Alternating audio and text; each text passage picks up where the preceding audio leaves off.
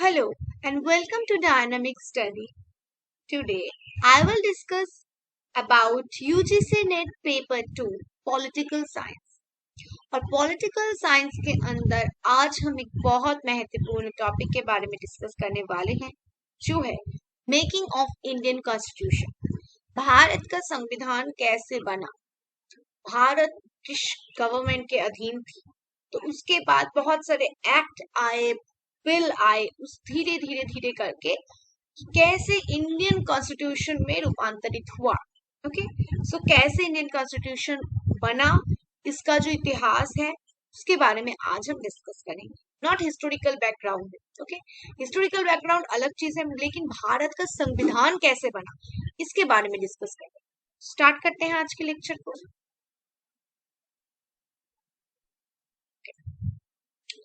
So first of all, Bharat के जो स्वाधीनता संग्रामी थे, उन्होंने एक कॉन्स्टिट्यूशन असेंबली, संविधान सभा की डिमांड की। ओके, कब किया? It was in 1934 that the idea of Constituent Assembly for India was put forward to the first time by M.N. Roy, a pioneer of communist movement in India. So M.N. Roy जो communist movement के मुख्य नाम है, communist movement के मानवेंद्रनाथ रॉय जो बहुत बड़े नाम है कम्युनिस्ट मूवमेंट के, उन्होंने एक आइडिया दिया था 1934 में कि भारत में कॉन्स्टिट्यूएंट असेंबली बनना चाहिए। एक कॉन्स्टिट्यूएंट असेंबली भारत में एस्टेब्लिश होना चाहिए जो भारत के संविधान को गठन करेगा। ओके, सो उन्होंने ये जो कॉन्सेप्ट था 1934, सबसे पहले उन्होंने ये कॉन्स्टिट्यूएंट असेंबली की कॉन्सेप्ट को इंडिया में फैलाया था। Okay, next, in 1935 the Indian National Congress INC for the first time officially demanded a constituent assembly to frame the constitution of India. उन्होंने कम्युनिस्ट मूवमेंट के दौरान बताया था, लेकिन अल्टीमेटली 1935 में क्या हुआ? इंडियन नेशनल कांग्रेस, ये सबसे बड़ी पार्टी थी जो भारत में ब्रिटिश के खिलाफ लड़ रही थी या ब्रिटिश के खिलाफ खड़ी थी, तो वैसे वाले इंडियन नेशनल कांग्रेस एक बहुत पावरफुल पोजीशन में थी तब। ओके, सो उन्होंने फर्स्ट टाइम ऑफिशियली डिमांड किया कि कॉन्स्टिट्यूशन असेंबली एक होना चाहिए भारत में, जो भारत के कॉन्स्टिट्यूशन को बनाएगा और वो इंडिपेंडेंटली काम करेगी। Okay, in 1938 Jawaharlal Nehru on behalf of the INC declared that the constitution of free India must be framed without outside interference by a constituent assembly elected on the basis of adult franchising. So 1938 आते आते क्या हुआ? जवाहरलाल नेहरू ने बताया कि उन्होंने INC के, वो प्रधान थे, बहुत बड़े कार्यकर्ता था इंडियन नेशनल कांग्रेस से, उनके बिहाफ में बताया कि भारत का जो कॉन्स्टिट्यूशन होगा, भारत का जो संविधान होगा, वो कोई भी फ्री होगा, मतलब किसी भी फ्रीली वो अपने आप का कॉन्स्टिट्यूशन बनाएगा, वो कहीं से भी मतलब कंट्रोल नहीं होगा, आउटसाइड इंटरफेरेंस वहां नहीं रहेंगी। कॉन्स्टिट्यूशन असेंबली के द्वारा वो एडल्ट फ्रेंचाइजी के मतलब बेस पर, मतलब 18 साल के ऊपर या तब जो एज डिसाइड किया गया था, उनके वोटों के हिसाब से ये कॉन्स्टिट्यूशन असेंबली के मेंबर्स को इलेक्ट किया जाएगा और वो लोग कॉन्स्टिट्यूशन बनाएंगे। उन्होंने ये डिक्लेयर किया था। ओके, नेक्स्ट पॉइंट देखते हैं। So the demand was finally accepted in principle by the British government is what known as August Offer of 1940. So ये जो डिमांड था ये एक्सेप्ट किया गया ब्रिटिश गवर्नमेंट के द्वारा 1940 में, जिसको हम अगस्त ऑफर नाम से जानते हैं। क्यों ये एक्सेप्ट किया ऑफर? तब वर्ल्ड वॉर 2 चल रहा था, 1939 से वर्ल्ड वॉर 2 शुरू हो गया। सो उस वक्त के लिए इंडियन मतलब ब्रिटिश को बहुत सारे सोल्जर्स की जरूरत है। सो उन्होंने कहा अगर आप लोग हमें सोल्जर्स देंगे, इंडियन लोगों को देंगे, तो हम आपका ऑफर एक्सेप्ट करेंगे। तो उन्होंने कहा मतलब युद्ध के बाद में हम लोग आपको एक कॉन्स्टिट्यूशन असेंबली बनाकर देंगे। लेकिन भारत तो इससे पहले भी देख चुका है कि उन्होंने बहुत सारे बार बात मतलब कहकर नहीं रखा है ब्रिटिश गवर्नमेंट ने, तो उन्होंने कहा कि अभी आपको एक्सेप्ट करना होगा। इसीलिए ब्रिटिश गवर्नमेंट ने अगस्त ऑफर 1940 में एक्सेप्ट कर लिया। In 1942, said Stratford Cripps, a member of the cabinet, जो ब्रिटिश कैबिनेट के मेंबर थे, came to India. वो भारत आए with a draft proposal of the British government on framing an independent constitution to be adopted after World War II. So 1942 में sir Stratford mission Cripps आए. सो उन्होंने cabinet के member थे और भारत आकर उन्होंने एक ड्राफ्ट प्रपोजल बताया ब्रिटिश गवर्नमेंट की तरफ से, जो इंडिपेंडेंट कॉन्स्टिट्यूशन बनाने में मतलब फ्रेम करेगा इंडिपेंडेंट कॉन्स्टिट्यूशन वर्ल्ड वॉर 2 के बाद. Okay, next. The Cripps proposal were rejected by the Muslim League. ये जो क्रिप्स मिशन का जो प्रपोजल है ये मुस्लिम लीग ने रिजेक्ट की थी. Okay, which wanted India to be divided into two autonomous states. So Cripps proposal ने क्या बताया था कि मुस्लिम लोग अलग होंगी, मतलब मुस्लिम जो क्रिप्स मिशन का जो प्रपोजल्स था उसको किसने रिजेक्ट किया? मुस्लिम लीग ने. which wanted India to be divided, जो मुस्लिम लीग थी तो वो चाहते थे कि इंडिया को डिवाइड किया जाए टू पार्ट्स में, टू स्टेट्स में, सेपरेट कॉन्स्टिट्यूशन असेंबलीज में. वहां पर मुस्लिम्स के लिए अलग कॉन्स्टिट्यूशन होंगी और इंडियन भारतीय हिंदुओं के लिए अलग. सो वो डिवाइड करना चाहते थे, ऑटोनोमस स्टेट्स करना चाहते थे, सेपरेट कॉन्स्टिट्यूशनल असेंबली बनाना चाहते थे. सो क्रिप्स मिशन का प्रपोजल रिजेक्ट किया मुस्लिम लीग ने. लेकिन क्या हुआ? Finally a cabinet mission was sent to India. उसके बाद अल्टीमेटली ये काम नहीं होने के दौरान कैबिनेट मिशन को भारत में भेजा गया. Okay, while it rejected the idea of two constitutional assemblies. यहाँ पर उन्होंने रिजेक्ट किया ये जो टू कॉन्स्टिट्यूशन असेंबली वाला कॉन्सेप्ट है, मुस्लिम लीग ने जो बताया उसने इस कॉन्सेप्ट को रिजेक्ट कर दिया. It put forth a scheme for the constituent assembly which more or less satisfied the Muslim League.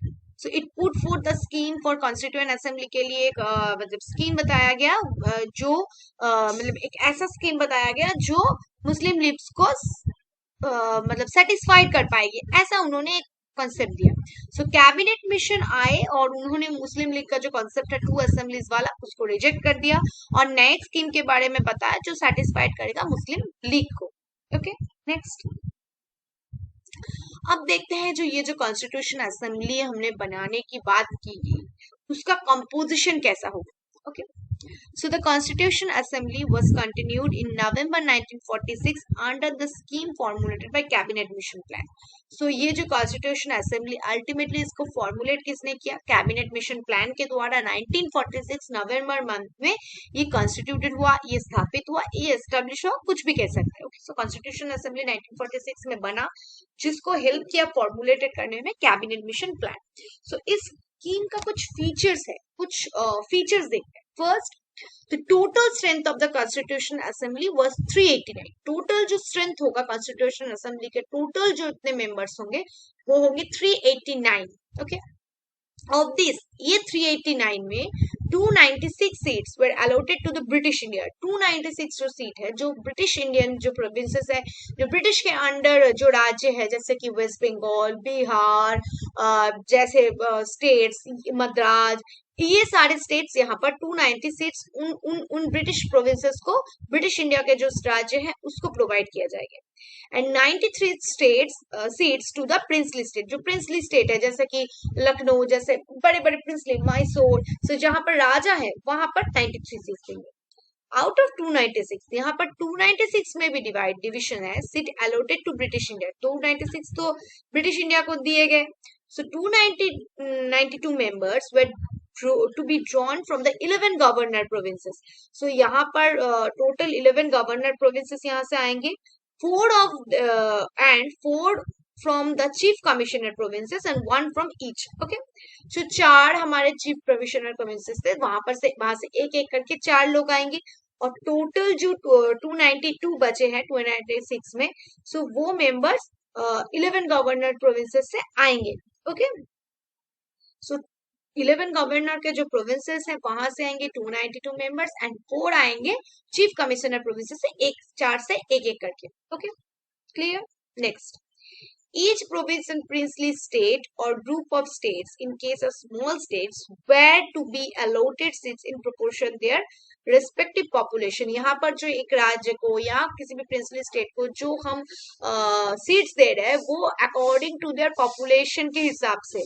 Okay, population के प्रोपोर्शन के हिसाब से, उनके अनुपात में उसको सीट प्रोवाइड कर रहे हैं। रफली 1 seat was allotted for every million population, मतलब 10 लाख, हर 10 लाख पॉपुलेशन के पीछे एक सीट। ओके, जिस स्टेट में 10 लाख से ज्यादा हो गया उसके हिसाब से सीट प्रोवाइड किए जाएंगे।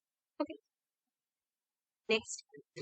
Next point है seats allotted to British India provinces were be divided among the 3 principal communities। यहाँ पर जो ब्रिटिश प्रोविंसेस में जो सीट्स मतलब डिवाइड किया गया है, वहां पर 3 प्रिंसिपल कम्युनिटीज रहेंगे। एक तो होगा मुस्लिम्स, दूसरा होगा Sikhs, and in general all except Muslim और सिख को छोड़कर इन प्रोपोर्शन देयर पॉपुलेशन, जैसे मुस्लिम रहेंगे, सिख और नॉर्मल जनरल जैसे कि हिंदूज या क्रिश्चियन या सब कुछ आ जाते हैं। ओके, जनरल सिर्फ मुस्लिम और सिख को छोड़कर, ओके, यहाँ पर, और वो अपने पॉपुलेशन के परसेंटेज के हिसाब से, प्रोपोर्शन के हिसाब से, अनुपात के हिसाब से यहाँ पर सीट भेजेंगे। Next, the representative of each community were to be elected by members of that community in the provincial legislative assembly, and voting was to be the method of proportional representation by means of single transferable vote। So the representative, ये जो हर community का जो representative होगा, representative each community, हर community का जो representative होगा वो elected by the members of that community. उसको इलेक्ट कौन करेगा? उस कम्युनिटी के मेंबर। अगर हिंदू का हो रहा है तो हिंदू लोग इलेक्ट करेंगे, मुस्लिम का होगा तो मुस्लिम लोग इलेक्ट करेंगे। सो वो कहाँ पर होगा? प्रोविंशियल लेजिस्लेटिव असेंबली, जो राज्य स्तर पर जो आईन सभा होगी वहां पर। And voting was to be the method of proportional representation. यहाँ पर प्रोपोर्शनल रिप्रेजेंटेशन के मेथड से, सिंगल ट्रांसफरेबल वोट के जो प्रोसीड्यूर के मेथड से वहां पर ये कम्युनिटी के लोगों को इलेक्ट किया जाएगा। Next, the representatives of the princely states were to be nominated by the heads of the princely state. लेकिन प्रिंसली स्टेट में क्या वोटिंग नहीं हो सकता? सो वहां पर जो प्रिंसली स्टेट के जो हेड है, जो राजा है या प्रिंस है, कुछ भी कह सकते, नवाब है, वो उस रिप्रेजेंटेटिव को क्या करेंगे? नॉमिनेट करेंगे, मनोनीत करेंगे। Okay, next, it is thus clear that the Constitution Assembly was to be partly elected and partly nominated। इससे हम देख पा रहे हैं Constitution Assembly का जो concept है, totally elected भी नहीं है, totally मनोनीत nominated भी नहीं है, so दोनों का mixture है। okay, moreover the members were to be indirectly elected by the members of provincial assemblies। so यहाँ पर क्या हो रहा है? ये indirect election हो रहा है, हम provincial assemblies के लोगों को elect कर रहे हैं और वो लोग यहाँ पर मतलब हमें indirectly elected कर रहे हैं। so ये दोनों क्या है? indirectly voting हो रहा है या provincial assemblies who themselves were elected on a limited franchise, मतलब यहाँ पर total system indirect election के basis पर है। okay, next, the election to the Constitution Assembly for 296 seats were allotted to the British India provinces। so ये जो 296 मैंने seat का, so ये किसके लिए है? इलेक्शंस जो हो रहे थे ब्रिटिश इंडिया प्रोविंसेस के लिए होते, जो जिसका जो वोट हुआ था वो अगस्त जुलाई में 1946 में हुआ था। और यहाँ पर 296 में इंडियन नेशनल कांग्रेस को 208 वोट मिले, मुस्लिम लीग को मिले 73 वोट, एंड स्मॉल ग्रुप जो इंडिपेंडेंट ग्रुप थे उनको 15 वोट्स मिले। However, the 93 seats were allotted to the princely seats। वो तो प्रिंस स्टेट के पास नहीं, were not filled as they are decided to stay away from the Constitution Assembly। तो उन्होंने अब प्रिंसली स्टेट ने लिखी कि वो अपने मेंबर्स नहीं भेजेंगे, वो अपने किसी को भी यहाँ पर नहीं भेजेंगे। सो ये जो 296 के लिए इलेक्शन था वहां पर भी डिविजन है। 208 हिंदू कांग्रेस को मिला, 73 मिला मुस्लिम लीग को, and 15 seat other independent group. ये सारे थे इनडायरेक्टली इलेक्टेड। इन लोगों को हम इलेक्ट कर रहे थे स्टेट प्रोविंशियल लेजिस्लेटिव असेंबली में, और प्रोविंशियल लेजिस्लेटिव असेंबली में जो लोग इलेक्टेड हो रहे थे वो इनको मनोनीत कर रहे थे। So it is indirect method. Okay, अब क्या हुआ? ब्रिटिश प्रोविंसेस के तो इलेक्टेड हो गए, लेकिन प्रिंसली स्टेट ने कहा हम नहीं भेजेंगे। ओके, वो सीट खाली रह गया। Next, although the Constitution Assembly was not directly elected by the people of India on the basis of adult franchise, the Assembly comprised representative of all section of Indian society। लेकिन हमने जो नेहरू जी ने जो बताया था कि Constitution Assembly डायरेक्टली इलेक्टेड होंगे जो भारत के नागरिक है उनके द्वारा एडल्ट फ्रेंचाइजीज के बेसिस पर, लेकिन वो नहीं हुआ। ओके, सो वो नहीं हो पाया, इसलिए असेंबली जो हमारा कॉन्स्टिट्यूशन असेंबली वो कंप्राइज है all section of the society को लेकर। ओके, यहाँ पर हिंदू है, मुस्लिम्स है, सिख्स है, पारसीज, एंग्लो इंडियंस, क्रिश्चियन, एससीज, ST, schedule caste, schedule tribe, women भी है। ऑल दिस सेक्शंस यहाँ पर सारे टाइप के लोग यहाँ पर है। The assembly included all important percentage, बहुत सारे इंपॉर्टेंट पर्सन जैसे नेहरू जी, अंबेडकर जी, सरदार वल्लभ भाई पटेल जी, सब यहाँ पर पार्ट लिए थे, विद एक्सेप्शन महात्मा गांधी। लेकिन सिर्फ महात्मा गांधी जी ने यहाँ पर पार्टिसिपेशन नहीं की थी। ओके, नेक्स्ट आते हैं। अब वर्किंग इसका सिस्टम क्या है? ओके, देखते हैं। The Constitution Assembly held its first meeting on December 9, 1946. ये जो कॉन्स्टिट्यूशन असेंबली का जो फर्स्ट मीटिंग है, ये फर्स्ट टाइम हुआ कब? 9 दिसंबर 1946 को ये फर्स्ट टाइम मिले। Okay, The Muslim League boycotted the meeting and insisted on the separate state of Pakistan. मुस्लिम लीग ने कहा कि हम बॉयकॉट कर रहे हैं, इस मीटिंग में हम नहीं हैं, और उन्होंने कहा हमको एक पाकिस्तान इंडिपेंडेंट स्टेट दीजिए। The meeting was thus attended by only 211 members. So ये मीटिंग अल्टीमेटली जो कॉन्स्टिट्यूशन असेंबली का फर्स्ट मीटिंग है, 211 लोग यहाँ पर मेंबर्स यहाँ पर पार्टिसिपेट किया। So यहाँ पर Dr. Sachidananda Sinha was the oldest member, was elected as a temporary president of the assembly following the French practice.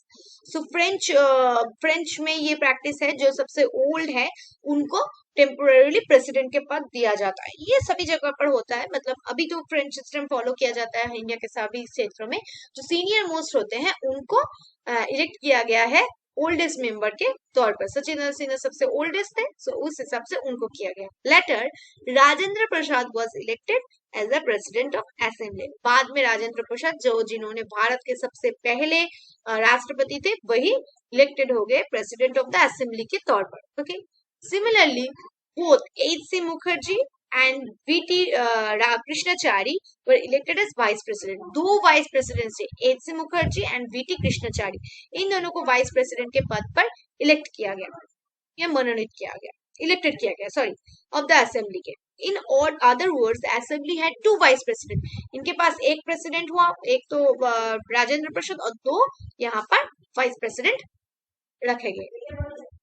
Next, अब सबसे महत्वपूर्ण चीज जो है objective resolution.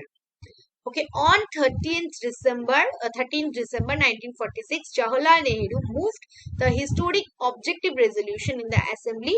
It laid down the fundamental and philosophy of constitutional structure.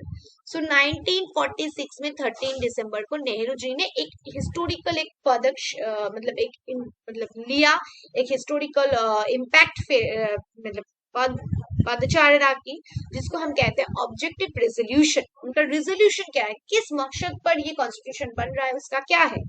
Okay, assembly में उन्होंने move किया।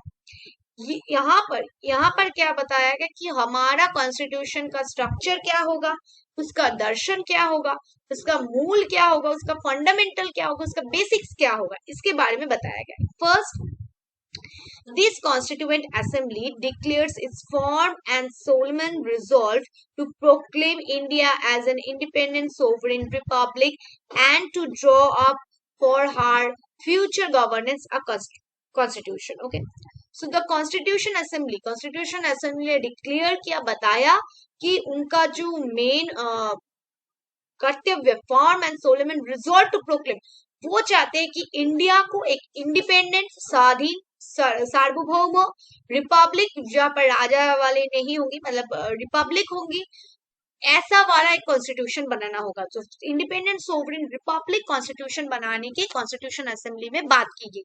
Okay, next, wherein the territories that now comprise British India and the territories that now from Indian states and such other parts of India are outside India and state as well as other territories as are willing to be constituted into independent sovereign India shall be a union of them all.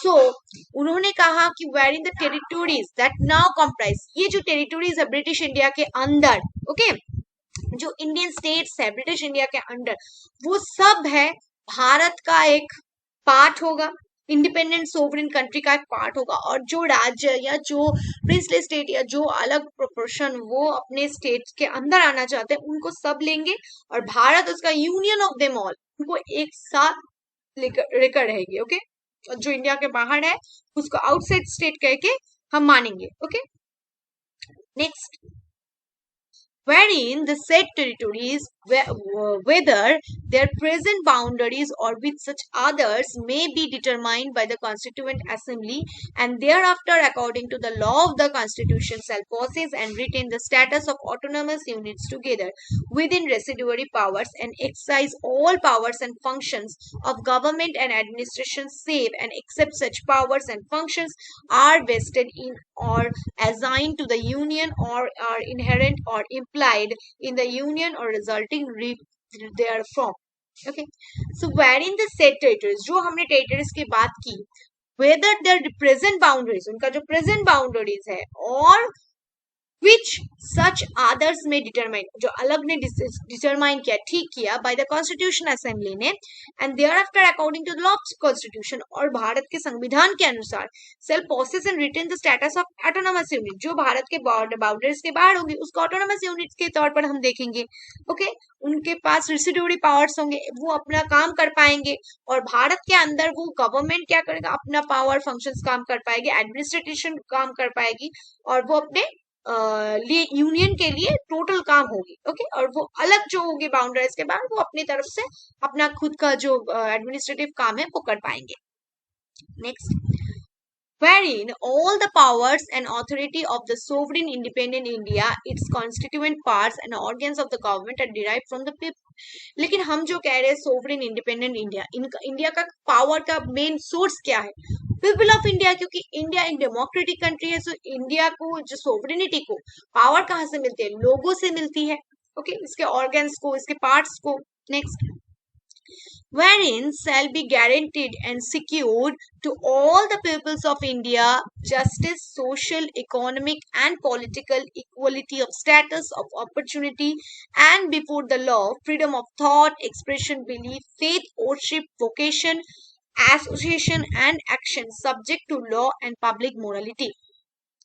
wherein shall guaranteed, so India के अंदर अंदर हम क्या secure करेंगे, क्या security provide करेंगे, किस चीज में गारंटी देंगे, जस्टिस में, न्याय में, सामाजिक तौर पर, इकोनॉमिक अर्थनैतिक तौर पर, राजनीतिक तौर पर उन लोगों को जस्टिस मिलेगा, इक्वलिटी मिलेगा, उनका सबको इक्वल अपॉर्चुनिटी मिलेगा, लॉ के मतलब किसी को अगर लॉ उसका डिस्टर्ब हुआ उसके खिलाफ हम लड़ेंगे, उनको फ्रीडम ऑफ थॉट, वो सोचने का उनके पास राइट है, एक्सप्रेशन करने का, बिलीफ सोचने का, फेथ उनका, उसका धर्म किसी भी हो, वो किसी भी एसोसिएशन के साथ संयुक्त हो सकता है, उसका लॉ रिलेटेड, पब्लिक मोरालिटी, इन सब में हम उनको सिक्योरिटी और गारंटी प्रोवाइड करेंगे।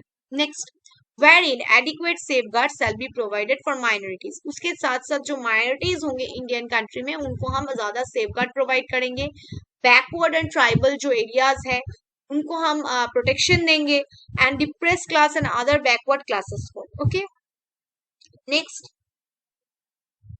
whereby shall be maintained the integrity of the territory of the republic and its sovereign rights on the land, sea and air, according to justice and the law of the civilized nation, whereby shall be maintain integrity, Bharat के अंदर हम integrity, एकता को territory के अंदर, हमारे भूखंड के अंदर ही एकजुट करके रहेंगे, मतलब sovereign rights of the land, हमारे भूमि में, समुद्र में, मतलब एयर में, सब में जस्टिस मिलेगा, आपको एक सिविलाइज नेशन के तौर पर हम रहेंगे। Next, this ancient land attains its rightful and honored place in the world and make its full and willing contribution to the promotion of the world peace and welfare of mankind. So ये भारत का जो अखंड प्राचीन जो भूखंड है वो अपना विश्व में उसका सम्मान रखेगा और इसका कंट्रीब्यूशन प्रमोट करेगा, शांति बना कर रखेगा और वेलफेयर करेगा, मानव कल्याण करेगा।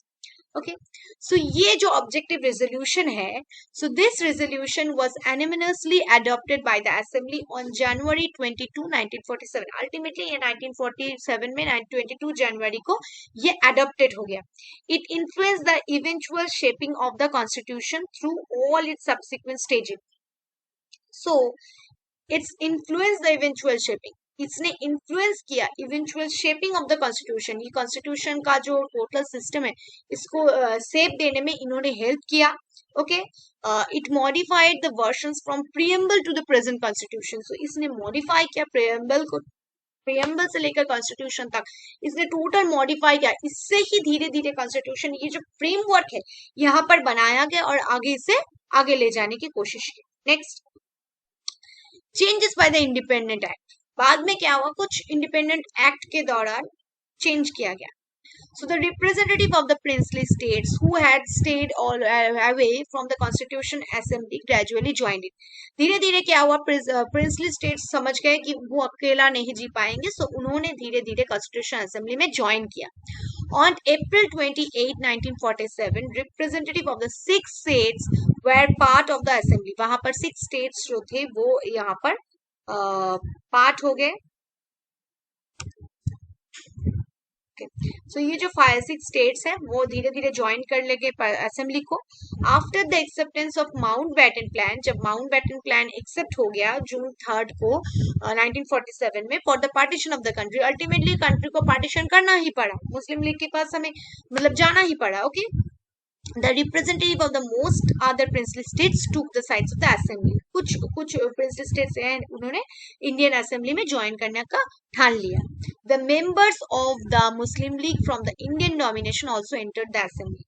So मुस्लिम लीग भी इंडियन डोमिनियन में आ गए कुछ parts. Okay, next, Indian independence act में क्या चेंजेस किया गया देखते हैं। First, the assembly was made fully sovereign body, एक फुल्ली सोवरेन सार्वभौम बॉडी की तरह बना है, which could frame any constitution it please, ये अपनी स्वाधीनता से वो अपने कॉन्स्टिट्यूशन को बना सकती है। The act empowered the assembly to abrogate और alter any law made by the British parliament in relation to India, वो उस एक्ट के, ये इंडिपेंडेंट एक्ट के वो एम्पावर हो गया है भारत का असेंबली कि वो ऑल्टर कर सकता है एनी लॉ जो भी ब्रिटिश पार्लियामेंट बनाएगी।